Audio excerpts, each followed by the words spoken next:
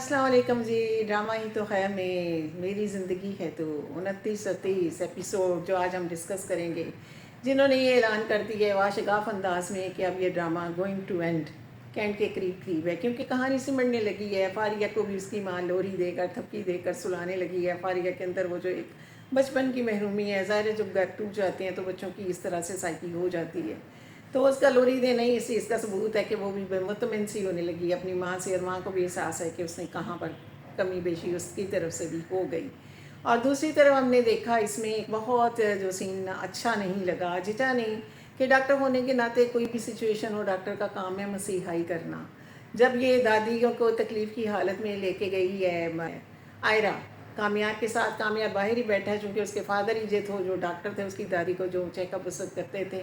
तो वो डॉक्टर साहब ने तो जब देखा है कि जी उनकी बेटी है, तो वो उस वक्त भूल गए कि वो एक डॉक्टर भी हैं। भी आप डॉक्टर की हैसियत से उसका चेकअप करें, फार्मली करें, एक बुज़ुर्ग में पेशेंट आपके सामने है और आप ये क्या बिहेवियर कर रहे हैं महज अपनी अना के लिए। और बाद में वो बेटी जो आपको बहुत प्यारी है, जिसके लिए आप नारे लगाते थे कि मैं वो फैसले करूँगा जो मेरी बेटियों की खुशी का हो, तो बेटी नहीं चले जी कि एक वो शख्स से शादी कर ली जो आपको पहले तो अच्छा लगा था फिर बुरा लगने लगा था।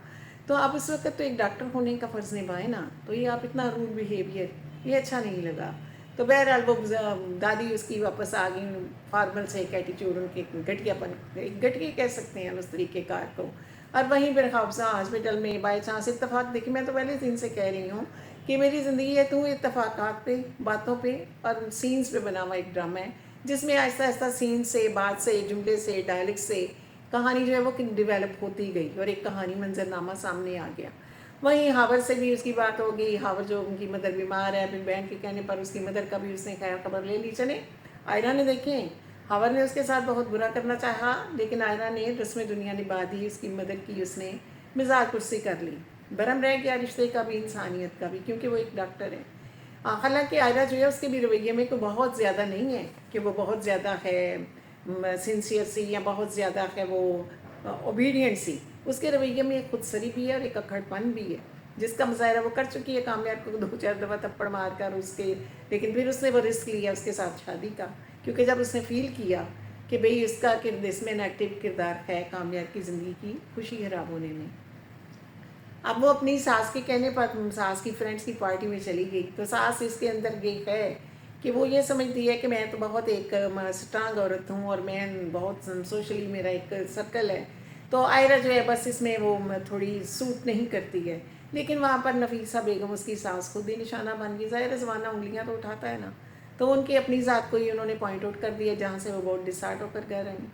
और फिर आयरा ने उस दिन की किस तरह से दिलजोई की, ये था इस ड्रामे का मैसेज जो हमें इस एपिसोड में महसूस हुआ है कि इसमें एक बहुत अच्छा मैसेज दिया गया है कि आयरा उनके पास गई, उनकी दिलजोई की, और आयरा ने उस वक्त जो एक डायलॉग वहाँ पर अदा किया गया है, ज़ाहिर छोटे छोटे जुमले ही होते हैं ना जो नफ़रत भी पैदा करते हैं, मोहब्बत भी। वो बहुत उस वक्त रो रही थी, परेशान थी, ज़ाहिर है उनकी अपनी मैरिड लाइफ भी तो अच्छी नहीं थी।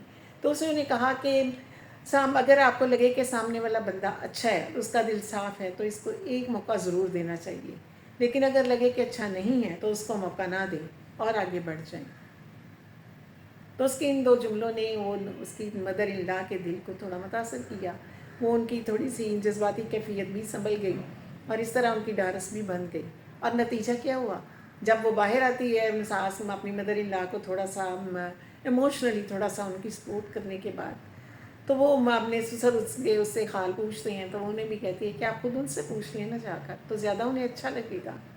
तो वो भी उस वक्त अपनी ना और अकड़फों को छोड़ कर, देखिए कभी कभी इसी तरह के छोटे छोटे जुमले होते हैं जो हमारी ज़िंदगी को बदल देते हैं। तो वो जो 15 साल से इन दोनों मियाँ बीवी के दरमियान एक गैप चला आ रहा था, आयरा की उस थोड़ी सी जो उसने साइकोलॉजिकली वो जो एक कदम उठाया कि मदर इन लॉ को भी सपोर्ट किया और ससुर को भी कहा, इनकरेज किया कि आप खुद जाकर उनसे पूछें। तो वो चले गए मसूफ़ अंदर, और उनकी मिसेस को तो ये तवक्को नहीं थी। तो उन्होंने जब ये कहा कि थोड़े टांके मैं लगा दूंगा, थोड़ा सा रफू तुम कर लेना, एक मौका तो देना चाहिए। कामयाब का बाप हूँ मैं, कामयाब बिजनेसमैन हूँ मैं, और मैं घाटे का सौदा नहीं कर सकता। तो देखिए वो जो सारी 15 साल की जो उनके दरमियान एक रंजिश सी तलखी थी, वो एक दूसरे को बर्दाश्त नहीं करते थे, वो झाग की तरह गायब हो गई। तो यही इंसानी इमोशंस यही हैं, ड्रामे का यही तो एक असर होता है जुमले का, डायलेक्ट का, लिटरेचर का, کہ وہ اس کی کتنی اپیل ہے.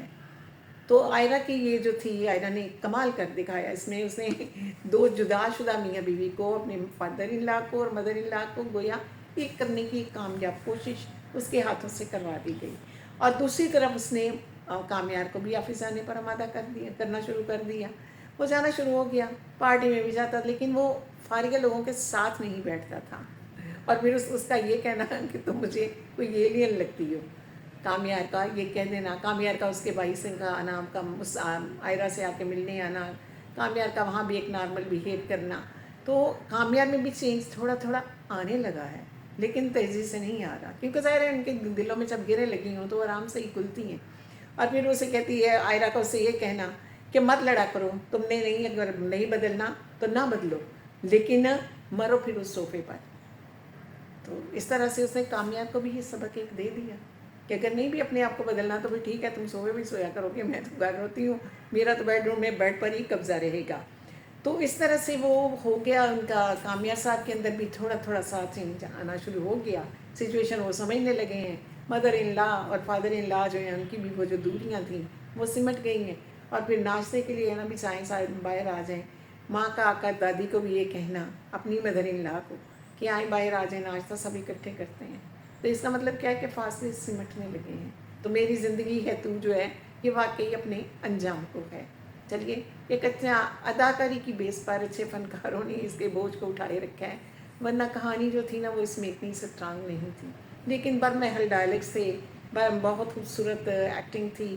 ایک ٹیم ورک کہہ لیں کہ ایک ٹیم ورک اچھا تھا، جس کی بنا پر یہ ڈرامہ جو تھا پسند آتا رہا.